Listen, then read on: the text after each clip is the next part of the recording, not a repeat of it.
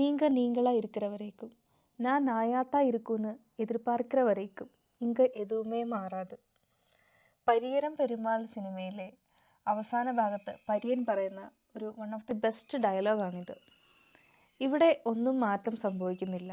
എല്ലാ കാലത്തും എല്ലാ മനുഷ്യരിലും എവിടേക്കോ ജാതി ചിന്തകൾ ഉറഞ്ഞു കൂടുന്നു എന്നുള്ള ഒരു മെസ്സേജ് നമുക്ക് തന്നുകൊണ്ട് 2018 മാരി സെൽവരാജ് രചനയും സംവിധാനവും നിർവഹിച്ച് പുറത്തിറങ്ങിയ സിനിമയായിരുന്നു പരിയരം പെരുമാൾ. പുളിയംകുളം എന്ന ഗ്രാമത്തിൽ കുറച്ചധികം ആളുകളുണ്ട്. അവർ ഈ രാജപാളയം നായ്ക്കളുണ്ടല്ലോ, ആ നായ്ക്കളെ വെച്ച് വേട്ടയാടി ചില മുയലൊക്കെ പോലത്തെ മൃഗങ്ങളെ വേട്ടയാടി ജീവിക്കുന്ന ആളുകളാണ്. അത് മാത്രമല്ല, അവർ ഈ കരകാട്ടം പോലത്തെ കലാരൂപങ്ങളൊക്കെ അവതരിപ്പിക്കുന്ന ഒരു പ്രത്യേക ജാതിയിൽപ്പെട്ട ആളുകളാണ്. ജാതി എന്ന് ഇവിടെ എടുത്തു പറയാൻ കാരണം ഈ സിനിമ ചർച്ച ചെയ്യുന്നത് ഒരു ജാതി പ്രശ്നത്തെയാണ്. പക്ഷേ ഈ സിനിമയുടെ മറ്റൊരു പ്രത്യേകത എന്ന് പറയുന്നത് ഇതിലെവിടെയും ഒരു കാസ്റ്റിനെ പറ്റിയോ റിലീജിയനെ പറ്റിയോ പറയുന്നേ ഇല്ല. ഒരു ദിവസം പരിയനും തൻ്റെ കൂട്ടുകാരെല്ലാം കൂടെ നായാട്ടിന് പോകുന്നുണ്ട്. അപ്പോൾ ഈ നായാട്ടിന് പോകുന്നത് അവരുടെ കൂടെയുള്ള നായാട്ടിന് ഉപയോഗിക്കുന്ന രാജപാളയം പട്ടിയൊക്കെ ആയിട്ടാണ് പോകുന്നത്. അപ്പം ഇവർ പോയി കഴിയുമ്പോഴത്തേക്കും കുറച്ച് പോലീസുകാർ വന്ന് ഇവരെ പിടിച്ചുകൊണ്ട് സ്റ്റേഷൻ്റെ മുറ്റത്ത് കൊണ്ടിരുത്തും. ഇവർ ചുമത്തിയിരിക്കുന്ന കുറ്റം എന്താണെന്ന് വെച്ചിട്ടുണ്ടെങ്കിൽ, ഇവർ നായാട്ടിന് പോയ വഴിക്ക് ക്ഷേത്രങ്ങളിലെയൊക്കെ ഭണ്ഡാരം ഉടച്ച് അതിൽ പൈസ കട്ടെടുത്തു എന്നൊക്കെയാണ് ഇവരിൽ ചാർത്തിയിരിക്കുന്ന കുറ്റം. അപ്പോൾ ഇത് ചോദ്യം ചെയ്യാൻ വേണ്ടിയിട്ട് ഇവരുടെ ഈ ഒരു കമ്മ്യൂണിറ്റിയുടെ തലവൻ എത്തുന്നു. അപ്പോൾ ഈ പോലീസുകാരൻ ഇത് പറഞ്ഞ് വഴക്കാവുന്നു, അയാളെ അടിക്കുന്നു. എന്ത് പറഞ്ഞാൽ എന്തിനാണ് ഞങ്ങളുടെ കൂട്ടത്തിലുള്ള ആളുകളെ നിങ്ങൾ പിടിക്കുന്നത് എന്നൊക്കെ പോലീസുകാരനോട് ചോദ്യം ചെയ്യുന്നു.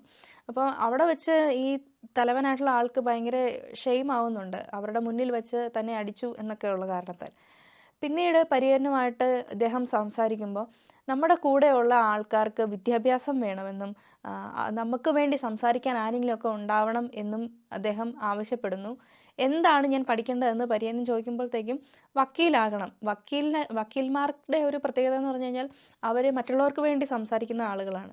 അപ്പം മറ്റുള്ള ആൾക്കാർക്ക് വേണ്ടി, അല്ലെങ്കിൽ സ്വന്തം അവരുടെ ആളുകൾക്ക് വേണ്ടി സംസാരിക്കാൻ അവരുടെ ഇടയിൽ തന്നെ ഒരാൾ വേണമെന്ന് അദ്ദേഹം ആഗ്രഹിക്കുകയും പരിയനൻ വക്കീൽ പഠനത്തിനായിട്ട് പോവുകയും ചെയ്യുന്നു. പരിയനൻ ചെന്നിരിക്കുന്ന ക്ലാസ്സിൽ താൻ മാത്രം പെട്ടെന്ന് ശ്രദ്ധിക്കപ്പെടുന്നു.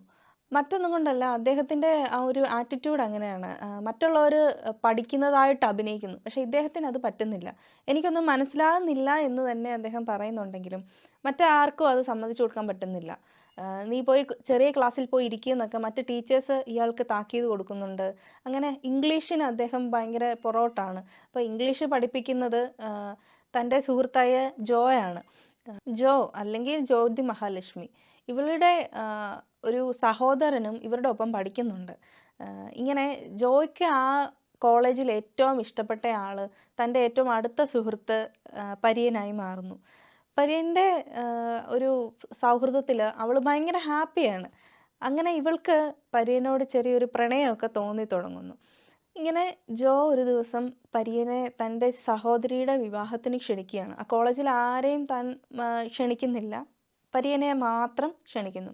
പരിയനോട് പറയുന്നത് തന്നെക്കുറിച്ച് അവിടെ എല്ലാവരോടും പറഞ്ഞിട്ടുണ്ട്. അവളുടെ അച്ഛനോടും അമ്മയോടും ആൻറ്റിയോടും ഒക്കെ തൻ്റെ കാര്യങ്ങളെല്ലാം തനിക്ക് ഏറ്റവും പ്രിയപ്പെട്ട ആളാണ് പരിയൻ എന്ന പേരിൽ ഇവൾ പരിചയപ്പെടുത്തി വച്ചിട്ടുണ്ട്. ഇത് വീട്ടുകാർ കേൾക്കുമ്പോൾ തന്നെ ഒരു ചെറിയ ബുദ്ധിമുട്ട് അവർക്കുണ്ടാകുന്നു. കാരണം അവരുടെ മകൾക്ക് മറ്റൊരാളോട് പ്രണയം തോന്നി എന്നുള്ളൊരു ബുദ്ധിമുട്ടാണ് ആദ്യം അവർക്ക് തോന്നുന്നത്. പിന്നീട് പരിയൻ വിവാഹത്തിനെത്തുമ്പോൾ പരിയൻ വരുന്നത് തൊട്ട് മുൻപ് ജോയെ അവിടുന്ന് തന്ത്രപൂർവ്വം തൻ്റെ അച്ഛൻ അവിടെ നിന്ന് മാറ്റുന്നു. പരിയൻ ആ ഒരു വിവാഹ ചടങ്ങിന് പോകുന്നത് തന്നെ ഭയങ്കര റെഡി ആയിട്ടാണ്. തൻ്റെ വീടിനടുത്തുള്ളവരുടെ അടുത്തുനിന്ന് കടം വാങ്ങിച്ച് ഷർട്ടൊക്കെ ഇട്ടുകൊണ്ട് പോരുന്നു. അങ്ങനെ ഭയങ്കര സുന്ദരനായിട്ട് വരുന്നു. പിന്നെ ഒരു സമ്മാനപ്പൊതിയൊക്കെ ആയിട്ടാണ് അവൻ വരുന്നത് തന്നെ. അവിടെ വന്നു കഴിയുമ്പോൾ ജോയുടെ അച്ഛൻ അവനെ പരിചയപ്പെടുന്നു. പരിചയപ്പെട്ട ശേഷം ഒരു റൂമിലേക്ക് കൊണ്ടുപോകുന്നു. ആ റൂം മുതലാണ് തൻ്റെ പ്രശ്നങ്ങൾ ആരംഭിക്കുന്നത് എന്ന് വേണമെങ്കിൽ പറയാം. ജാതിയിൽ താണ ഒരാൾ അവരുടെ വീട്ടിൽ വന്നു. അവരുടെ അംബാസമുദ്രം എന്ന ആ ഒരു സ്ഥലത്തെ വിവാഹ ചടങ്ങിൽ പങ്കെടുക്കുന്നു. അവരെ സംബന്ധിച്ചിടത്തോളം അത് വലിയൊരു തെറ്റായിട്ട് അവർക്ക് തോന്നുകയാണ്. ജോയുമായിട്ട് പ്രേമത്തിലാണ് എന്നുള്ള തെറ്റിദ്ധാരണയിൽ ഈ ചെറുപ്പക്കാരനെ ഉപദ്രവിക്കുകയാണ് കുറച്ച് പേർ ചേർന്ന്. ഉപദ്രവിക്കുക മാത്രമല്ല, ഇവൻ്റെ മുഖത്ത് മൂത്രമൊഴിച്ച് വെക്കുന്ന ഒരു സീനൊക്കെ ഉണ്ട് സിനിമയിൽ. നമുക്ക് എത്രമാത്രം ഒരു മനുഷ്യനെ അങ്ങനെ ഒരു കാരണവുമില്ലാതെ ഉപദ്രവിക്കുന്നു എന്നുള്ള ഒരു ദുഃഖം കണ്ടിരിക്കുന്ന പ്രേക്ഷകർക്ക് അവിടെ തോന്നുന്നു. പിന്നീട് പരിയൻ കോളേജിലെത്തുന്നുണ്ട്. അവിടെ വെച്ച് ജോയെ കാണുമ്പോഴത്തേക്കും ഇവൻ സംസാരിക്കുന്നില്ല. ജോ പിന്നീട് കല്യാണത്തിന് വന്നില്ല എന്നും പറഞ്ഞ് പിണങ്ങി നടക്കുന്നു. ഇങ്ങനെ അവർ തമ്മിൽ വലിയൊരു അകലം സംഭവിക്കുന്നു. ജോയ്ക്ക് ഈ പ്രശ്നങ്ങളൊന്നും അറിയില്ല. ജോയെ ഒട്ട് പരിയരൻ അറിയിക്കുന്നും ഇല്ല. എന്നെ ഇതുപോലെ ഉപദ്രവിച്ചു എന്ന് അദ്ദേഹം ഒരിക്കലും അവളോട് പറയുന്നില്ല. ഇങ്ങനെ ഒരു ദിവസം പരിയരൻ തൻ്റെ ക്ലാസ്സിൽ മദ്യപിച്ചെത്തുന്നു. അപ്പോൾ ഈ മദ്യപിച്ച് ക്ലാസ്സിലെത്തിയതിൻ്റെ പേരിൽ വീട്ടിൽ നിന്ന് വിളിപ്പിക്കുന്നു. അപ്പോൾ വീട്ടിൽ നിന്ന് അച്ഛനെ കൊണ്ടുവരാനുള്ള ബുദ്ധിമുട്ട് കൊണ്ട് മറ്റൊരു ആളെ അറേഞ്ച് ചെയ്തൊക്കെ വരുന്നു. വന്നു കഴിയുമ്പോഴത്തേക്കും ഈ കൊണ്ടുവന്ന ആളുടെ ഒപ്പം വേറൊരു വൃദ്ധനുണ്ട്. ഈ വൃദ്ധനെ ഇടയ്ക്കിടയ്ക്ക് സിനിമയിൽ കാണിക്കുന്നുണ്ട്. അയാളൊരു വാടക കൊലയാളിയാണ്. ഉദാഹരണം പറയുകയാണെങ്കിൽ ഈ സിനിമയിൽ തുടക്കത്തിൽ ഒരു ചെറുപ്പക്കാരനെ അയാൾ കൊല്ലുന്ന സീൻ കാണിക്കുന്നുണ്ട്. തിരക്കുള്ളൊരു ബസ്സിൽ കയറിയിട്ട് ഈ ചെറുപ്പക്കാരനെ അയാൾ തള്ളിയിട്ട് കൊല്ലുന്നു. അപ്പോൾ അവിടെ പറയുന്നൊന്നുമില്ല, പറയാതെ തന്നെ നമുക്ക് മനസ്സിലാവുന്നുണ്ട് ഒരു പെൺകുട്ടി ആ ബസ്സിലിരുന്ന് വല്ലാതെ വാവിട്ട് കരയുന്നുണ്ട്. അപ്പോഴേ നമുക്ക് മനസ്സിലാകും ഈ പെൺകുട്ടിയെ പ്രണയിച്ചതിൻ്റെ പേരിലാണ് അയാൾ മരണപ്പെട്ടത് എന്ന് നമുക്ക് മനസ്സിലാവുന്നുണ്ട്. അപ്പോൾ അയാൾ ഈ വാടക കൊലയാളിയാണ് പരിയറിൻ്റെ അച്ഛനെ ഏർപ്പാടാക്കി കൊടുക്കുന്നത്. അച്ഛൻ്റെ വേഷമിട്ട് ഒരാൾ വരുന്നു. ആ ആൾ പ്രിൻസിപ്പളുടെ മുന്നിൽ വെച്ച് അടിക്കുന്നു. ഇതിനാണോ ഞാൻ നിന്നെ വളർത്തുന്നത് എന്നൊക്കെ പറഞ്ഞ് കരഞ്ഞ അയാൾ പുറത്തേക്ക് ഇറങ്ങുകയാണ്. അയാൾ നന്നായിട്ട് അഭിനയിച്ചാണ് അവിടെ നിന്ന് ഇറങ്ങി പോകുന്നത്. അപ്പോൾ ഇത് ശരിക്കുള്ള അച്ഛനാണെന്നുള്ളത് ജോ വന്ന് പറയുന്നുണ്ട്. അച്ഛാ അവനെ ഒന്നും ചെയ്യരുത്, അവനൊന്നും അറിയാതെയാണ് ചെയ്തിരിക്കുന്നതെന്ന് തോന്നുന്നു, അവനെ ഉപദ്രവിക്കരുത് എന്നൊക്കെ പറഞ്ഞിട്ട് ഈ കാര്യം പരിയറിനോട് ഈ അഭിനയിക്കാൻ വന്ന ആൾ പറയുമ്പോഴേക്കും അയാൾ ശരിക്കും വീണ്ടും മദ്യപിക്കുകയാണ്. എന്തിനാണ് ഇങ്ങനെയൊക്കെ അനുഭവിക്കേണ്ടി വരിക എന്നുള്ളത് അവിടെ ആരും പറയാതെ തന്നെ അവൻ മനസ്സിലാക്കുകയാണ്. തൻ്റെ ജാതിയാണ് പ്രശ്നം, താൻ വരുന്ന ഇടമാണ് പ്രശ്നം, പുളിയംകുളം എന്ന ഗ്രാമമാണ് തൻ്റെ പ്രശ്നം. ഇതൊക്കെ ഒരു പ്രശ്നമാണോ? ഒരു ചെറുപ്പക്കാരനെ സംബന്ധിച്ചിടത്തോളം അയാൾക്ക് പഠിക്കാൻ എന്തൊക്കെയാണ് വേണ്ടത്? അയാളുടെ സ്കൂൾ സർട്ടിഫിക്കറ്റുകൾ മാത്രം പോരെ? എന്തിനാണ് ഈ ജാതി എന്ന് പറയുന്ന ഒരു പിശാചിനെ അയാളുടെ ജീവിതത്തിലേക്ക് കൊണ്ടുവന്ന് മറ്റെല്ലാവരും അയാളെ ഉപദ്രവിക്കുന്നത് എന്തിനാണ്? ഇങ്ങനെ പറയാതെ പറയുന്ന കുറച്ച് കാര്യങ്ങളാണ് ഈ സിനിമയിൽ നമുക്ക് കാണാൻ സാധിക്കുക. അതായത് ജോയുടെ ആങ്ങള ഇരിക്കുന്ന ആ ഒരു ബെഞ്ചിൽ വന്ന് അവൻ ഇരിക്കുമ്പം എന്താണ് നീ പുറകിൽ പോയിരുന്നാൽ മതി എന്ന് പറയുകയാണ്. ഞങ്ങളെല്ലാ കാലത്തും പുറകിലിരിക്കേണ്ടവരാണോ എന്നൊക്കെ അവൻ ചോദിക്കുന്നുണ്ട്. ആ ഒരു പ്രശ്നത്തിൻ്റെ പേരിൽ വീണ്ടും അവൻ ആ ക്ലാസ്സിൽ പ്രശ്നങ്ങൾ നേരിടുകയാണ്. മറ്റൊന്നുമല്ല, ഇവനെ പെൺകുട്ടികളുടെ ടോയ്ലറ്റിലേക്ക് തള്ളിയിടുന്നു. ആ ഒരു ദേഷ്യത്തിൽ ഇവൻ ക്ലാസ്സിൽ പോയി ക്ലാസ്സിലെ ഡെസ്കൊക്കെ തകർത്തിടുന്നു. വീണ്ടും ഇവനെ എന്താണ് പണിഷ്മെൻ്റായിട്ട് കൊടുക്കുന്നത് അച്ഛനെ വിളിപ്പിക്കുകയാണ്. ആ ഒരു സമയമാകുമ്പോഴത്തേക്കും ആ കോളേജിൻ്റെ പ്രിൻസിപ്പൾ മാറുന്നൊക്കെയുണ്ട്. ഇങ്ങനെ വീണ്ടും ഇവനെ വീട്ടിൽ നിന്ന് വിളിപ്പിക്കുമ്പോൾ ഇവൻ തൻ്റെ സ്വന്തം പിതാവിനെ വിളിച്ചുകൊണ്ട് വരാൻ തയ്യാറാവുന്നു. പരിയൻ്റെ പിതാവിന് മറ്റൊരു പ്രത്യേകത എന്ന് വെച്ച് കഴിഞ്ഞാൽ അദ്ദേഹം ഒരു സ്ത്രൈണ സ്വഭാവമുള്ള ഒരാളാണ്. അയാളൊരു നർത്തകനാണ്. അതുകൊണ്ട് തന്നെ ആവാം ചിലപ്പോൾ മുടിയൊക്കെ നീട്ടി വളർത്തി പെൺകുട്ടികളെ പോലെ സംസാരിക്കുന്ന ഒരു ആളാണ്. അയാളുടെ ശബ്ദം വേറെയാണ്. പുരുഷന്മാരുടെ ഗാംഭീര്യമുള്ള സ്വരം അയാൾക്കില്ല. പൊക്കം കുറഞ്ഞ ഒരാളാണ്. അങ്ങനെയുള്ള ഒരാൾ കോളേജിലേക്ക് വരികയാണ്. ഇദ്ദേഹം പ്രിൻസിപ്പലിനെ കാണാൻ ചെല്ലുമ്പോഴത്തേക്കും എന്താണ് ചെറിയൊരു കാര്യത്തിനാണോ എന്നെ വിളിപ്പിച്ചത് എന്നൊക്കെ പറഞ്ഞ് അദ്ദേഹം തിരിച്ച് വരുന്നു. പരിയനെ വിളിച്ചിട്ട് വീണ്ടും അദ്ദേഹം ആ പ്രിൻസിപ്പൾ പറയുന്നുണ്ട്, ഞാൻ ഈ പ്രശ്നങ്ങളൊക്കെ നേരിട്ടാണ് വന്നത്. അന്ന് എന്നെ കളിയാക്കിയവരൊക്കെ ഇന്ന് ഞാൻ ഇവിടെ ഇരിക്കുന്നത് കാണുന്നുണ്ട്. അങ്ങനെ വീണ്ടും ഒരു മാറ്റത്തിന് പരിയൻ മാനസികമായിട്ട് അവിടെ തയ്യാറെടുക്കുകയാണ്. വീണ്ടും അദ്ദേഹം ഇനി പഠിച്ച് ജയിക്കാൻ പോവുകയാണ്. താൻ വീണ്ടും ആ ക്ലാസ്സിലേക്ക് പോകാനായിട്ട് തയ്യാറാകുകയാണ് എന്നുള്ളൊരു ചിന്ത പരിയനുണ്ടാകുന്നു. അവിടെ നിന്ന് ഇറങ്ങുന്നു. പരിയൻ ഭയങ്കര ഹാപ്പി ആകുകയാണ് അവിടെ വെച്ച്. പുറത്തേക്ക് ഇറങ്ങിയപ്പോഴത്തേക്കും അച്ഛനെ കാണാനില്ല. പിന്നീട് അച്ഛനെ കാണുന്നത് കുറേ പേര് അദ്ദേഹത്തെ കളിയാക്കിക്കൊണ്ട് ഓടിക്കുന്നതാണ്. അങ്ങനെ ഓടി അദ്ദേഹത്തിൻ്റെ അച്ഛന് റോഡിൽ നിന്ന് താഴെ വീണ് കൈയൊക്കെ ഒടിഞ്ഞ് ആശുപത്രിയിലാകുന്നു. ഭയങ്കര ഇമോഷണൽ ആയിട്ടുള്ളൊരു സീനാണത്. ശരിക്കും പറഞ്ഞാൽ ഒരു പിതാവ് തൻ്റെ മകൻ്റെ മുമ്പിൽ എത്രമാത്രം എന്താണ് നാണം കെട്ട് പോകുന്നു എന്നുള്ളൊരു കാര്യം നമുക്കവിടെ ഒട്ടും സഹിക്കാൻ പറ്റാതെ പ്രേക്ഷകരുടെ കണ്ണ് നിറയിച്ചൊരു സീനായിരുന്നു അത്. ജോയുടെ വീട്ടിൽ ചെറിയ ചെറിയ പ്രശ്നങ്ങളാകുന്നു. ജോയുടെ സഹോദരൻ വലിയ ഇഷ്യൂ ആക്കുകയാണ്. അവളുടെ പേര് പറയുമ്പോൾ ഇവൾക്ക് 100 നാക്കാണ് എന്നൊക്കെ പറഞ്ഞ് വീട്ടിൽ പോയിട്ട് ആവശ്യമില്ലാത്ത ഓരോ കാര്യങ്ങളൊക്കെ പറഞ്ഞ് കേൾപ്പിക്കുകയാണ്. ഈ സമയം പര്യനെ വകവരുത്താൻ വേണ്ടി ഒരാളെ ഏൽപ്പിക്കുന്നുണ്ട്. പര്യനെ വകവരുത്താൻ വേണ്ടി ജോയുടെ വീട്ടുകാരെത്തി നിൽക്കുന്നത് ഒരു വൃദ്ധനായ വാടക കൊലയാളികളുടെ അടുത്തേക്കാണ്. അയാളുടെ പ്രത്യേകതയും ആ ഒരു പ്രായം തന്നെയാണ്. മറ്റാരും സംശയിക്കില്ലല്ലോ. അതാണ് അയാളുടെ വിജയവും. അങ്ങനെ അയാൾ പല കൊലപാതകങ്ങളും ചെയ്തിട്ടുണ്ട്. ആരും അറിയുന്നുമില്ല. പ്രത്യക്ഷത്തിൽ അയാളൊരു മേസ്തിരിയാണ്. ഇങ്ങനെ ഈ വൃദ്ധനായ വാടക കൊലയാളി പര്യനെ ഉപദ്രവിച്ച് അവശ നിലയിലാക്കി എന്താണ് ഒരു റെയിൽ പാളത്തിൽ ഉപേക്ഷിക്കുകയാണ്. എന്നിട്ട് ട്രെയിൻ വരുന്നത് നോക്കി ഇയാൾ അവിടെ ഒളിഞ്ഞിരിക്കുകയാണ്.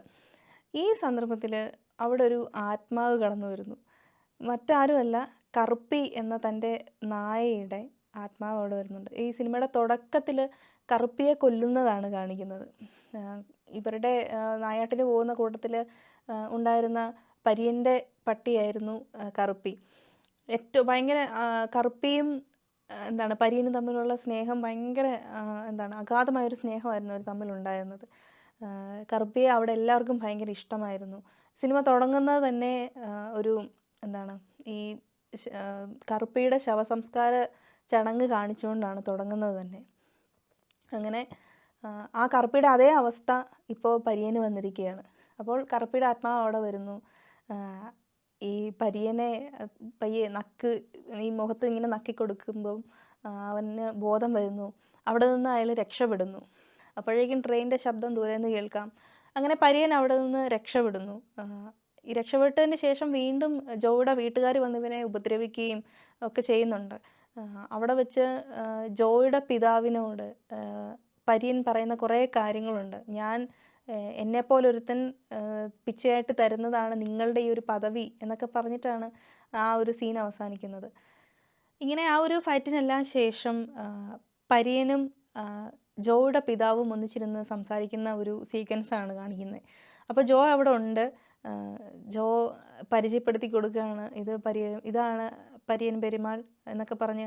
അപ്പോൾ പിതാവ് പറയുന്നുണ്ട്, നിങ്ങളെപ്പറ്റി പറയുമ്പോൾ എൻ്റെ മോൾക്ക് വലിയ ഭയങ്കര ഇൻട്രസ്റ്റോടു കൂടിയാണ് അവൾ പറയുന്നത് എന്നൊക്കെയാണ് അവിടെ ഉദ്ദേശിക്കുന്നതൊക്കെ. ശരിക്കും പറഞ്ഞാൽ അവർ തമ്മിൽ അറിയാം, പക്ഷേ ജോയുടെ മുന്നിൽ രണ്ടുപേരും അഭിനയിക്കുകയാണ്.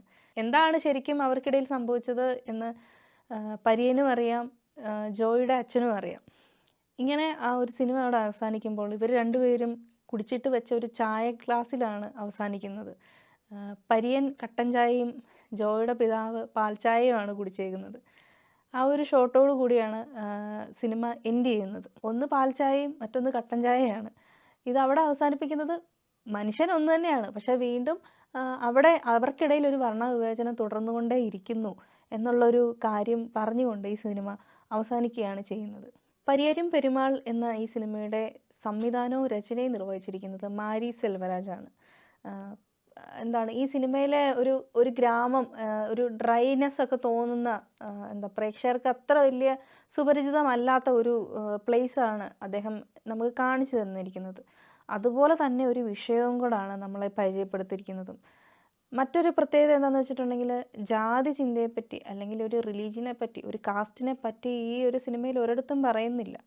പക്ഷേ പ്രേക്ഷകർക്കത് പറയാതെ പറയുന്നൊരു ആ ഒരു രീതി നമുക്ക് ഈ സിനിമയിൽ കാണാൻ സാധിക്കും.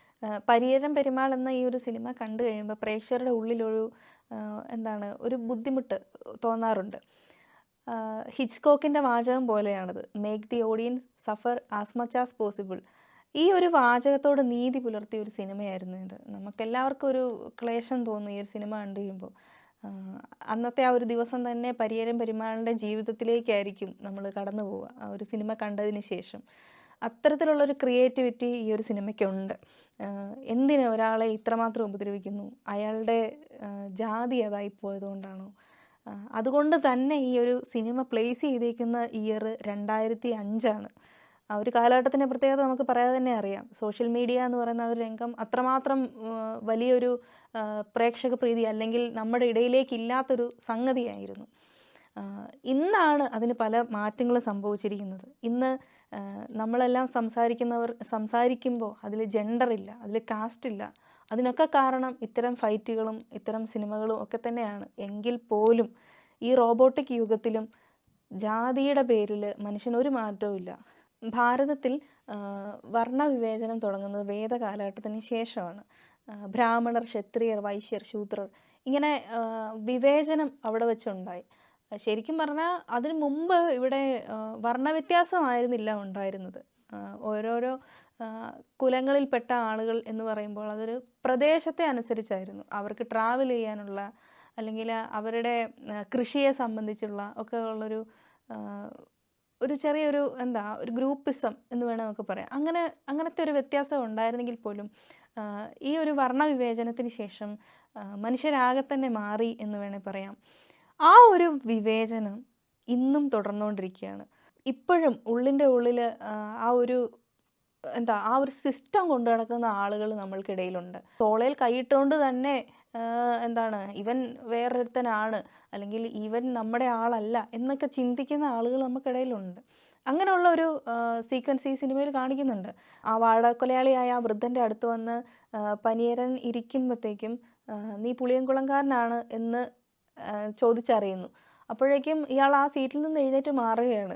കാല് കഴിച്ചു, കുറേ നേരമായിരിക്കുന്നു എന്നൊക്കെ പറഞ്ഞ്, മുട്ടുവേദന എടുക്കുന്നു എന്നൊക്കെ പറഞ്ഞ് അയാൾ മാറിയിരിക്കുകയാണ്. ആ ഒരു ദേശത്തോട് തന്നെ ഉള്ളൊരു എതിർപ്പ്, അല്ലെങ്കിൽ ആ നാട്ടിൽ താമസിക്കുന്ന ആൾക്കാർ ഇത്തരത്തിൽ ഒരു വിവേചനം അനുഭവിക്കുന്ന ആൾക്കാരാണ് എന്ന് തെളിയിച്ചു തന്നൊരു സീൻ കൂടിയായിരുന്നു അത്. ഈ സിനിമ തുടങ്ങുന്നത് ഒരു നായയിലാണ്.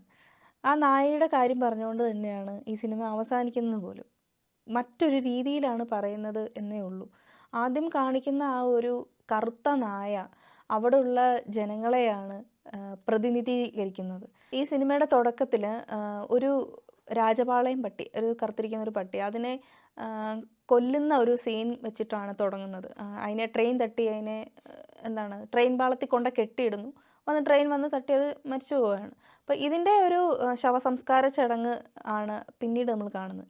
അപ്പോൾ അന്നേരം ഉള്ളൊരു പാട്ടുണ്ട്. ആ പാട്ട് ഒരാളോട് പറയുന്ന രീതിയിലാണ്. എന്തിനാടി നീ അവിടെ പോയത്, എന്തിനാണ് ആ ബോർഡർ കടന്നു പോയത് എന്നൊക്കെ രീതിയിലുള്ള ചില ചോദ്യങ്ങൾ ചോദിക്കുന്നുണ്ട്. ശരിക്കും പറഞ്ഞാൽ ഒരു മനുഷ്യനെയാണ് പ്രകീർത്തിച്ചിരിക്കുന്നത് അവിടെ. എന്തിനാണ് നിങ്ങൾ അങ്ങനെ പോകുന്നത്, അതുകൊണ്ടല്ലേ നിങ്ങൾക്കെല്ലാം ഈ പ്രശ്നം ഉണ്ടാകുന്നത് എന്നുള്ളൊരു ചോദ്യം വെച്ചുകൊണ്ടാണ് ഈ സിനിമ തുടങ്ങുന്നത് തന്നെ.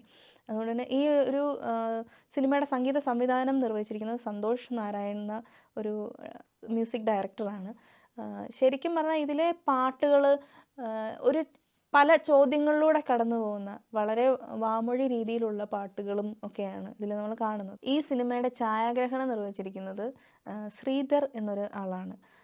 ഈ സിനിമയിൽ പല ഷോട്ടുകൾ നമുക്ക് ഭയങ്കര ഡ്രൈനെസ് തോന്നുന്ന ഒരു രീതിയുണ്ട് ഈ സിനിമയ്ക്ക്. അവരനുഭവിക്കുന്ന ആ ഒരു ഡ്രൈനെസ് നമുക്ക് ഫീൽ ചെയ്യും. അവരുടെ ആ ഒരു ഗ്രാമ അന്തരീക്ഷം എങ്ങനെയാണ് എന്നൊക്കെ നമുക്ക് തോന്നിക്കും. ഒരു ഉദാഹരണം പറഞ്ഞു കഴിഞ്ഞാൽ, ഈ സിനിമയുടെ തുടക്കത്തിൽ പട്ടിയെ കുളിപ്പിക്കുന്ന ഒരു കുളമുണ്ട്. ചെളി വെള്ളമാണ് നമ്മളത് കാണുന്നത്. അയ്യേ, ഇവരെന്തിനാണ് ഇവിടെ ഇങ്ങനെ കുളിപ്പിക്കുന്നത് എന്നൊക്കെ നമുക്ക് തോന്നും. പിന്നീടുള്ള ആ ഒരു ആംഗിളുകളും ആ ഒരു ഷോട്ടുകളും ഒക്കെ നമുക്ക് കാണുമ്പോഴത്തേക്കും ഇവരുടെ ആ ഒരു ആ ഒരു കോളനി നമുക്ക് കാണാൻ സാധിക്കുന്നുണ്ട്. ഒരു വേർതിരിക്കപ്പെട്ട ആളുകളുടെ സമൂഹമാണ് അദ്ദേഹത്തിൻ്റെ ക്യാമറ കണ്ണിലൂടെ നമ്മൾ കണ്ടത്. ഈ സിനിമയുടെ തുടക്കത്തിൽ പനീരൻ പെരുമാളിന് എഴുതി കഴിഞ്ഞതിന് ശേഷം കാണിക്കുന്ന മറ്റൊരു കാര്യം കൂടെ ഉണ്ട്. കുതിരപ്പുറത്തേറി വരുന്ന ദൈവം, ആ ഒരു പദത്തിൻ്റെ അർത്ഥം അങ്ങനെയാണ്. അപ്പോൾ ആ ഒരു കമ്മ്യൂണിറ്റിയെ ലീഡ് ചെയ്യാനായിട്ട് ഉള്ളൊരാളാണ് ഇദ്ദേഹം എന്ന് തുടക്കത്തിൽ കാണിച്ചു തരുന്ന, അല്ലെങ്കിൽ ആ ഒരു കഥ മുന്നോട്ട് പോകുന്നത് പെരുമാൾ അനുഭവിക്കുന്ന ഒരു സ്ട്രഗിളാണ്. അവരെ നയിക്കാൻ ഒരാൾ വരുന്നു, കുതിരപ്പുറത്തേറി പോകുന്ന ദൈവത്തിന് എത്രമാത്രം സ്ട്രഗിൾ അനുഭവിക്കേണ്ടി വരുന്നു, ആ ഒരു കാര്യമാണ് ഈ സിനിമയിൽ കാണിച്ചിരിക്കുന്നത്. പനീരൻ പെരുമാൾ എന്ന ആ ഒരു കഥാപാത്രം അവതരിപ്പിച്ചിരിക്കുന്ന കതിർ എന്ന നായകൻ ആ ഒരു കഥാപാത്രത്തോട് ഏറ്റവും കൂടുതൽ നീതി പുലർത്തിയിരിക്കുന്നു എന്ന് നമുക്ക് പറയാൻ കഴിയും. നിങ്ങൾ നിങ്ങളായിട്ടിരിക്കുന്ന കാലത്തോളം, ഞാൻ നായയെപ്പോലാണെന്ന് നിങ്ങൾ വിചാരിക്കുന്നിടത്തോളം കാലം ഈ പറയുന്ന സിസ്റ്റങ്ങൾക്കൊന്നും മാറ്റം ഉണ്ടാകാൻ പോകുന്നില്ല. ഇന്നും ആ ഒരു സിസ്റ്റം പലപ്പോഴും തുടർന്നുകൊണ്ടേയിരിക്കുകയാണ് നമ്മൾക്കിടയിലെല്ലാം തന്നെ. സിനിമാ കാര്യത്തിൻ്റെ ഒട്ടേറെ പ്രേക്ഷകർ ഞങ്ങളോട് സജസ്റ്റ് ചെയ്ത സിനിമയായിരുന്നു പനീരൻ പെരുമാൾ. ഈ എപ്പിസോഡിൽ തന്നെ അത് ചെയ്യാൻ കഴിഞ്ഞതിൽ വളരെയധികം സന്തോഷമുണ്ട്. മറ്റൊരു പ്രത്യേകത കൂടിയുണ്ട് ഈ എപ്പിസോഡിന്. നിങ്ങൾക്ക് ചെറിയൊരു സർപ്രൈസ് ഉണ്ട്. ഞങ്ങളുടെ പിക്ചറിംഗ് മൈൻഡ്സ് എന്ന ഇൻസ്റ്റഗ്രാം പേജിൽ ആ സർപ്രൈസ് നിങ്ങളെ കാത്തിരിക്കുന്നുണ്ട്. മറ്റൊരു എപ്പിസോഡിൽ വീണ്ടും കാണാം. അതുവരെ ബൈ.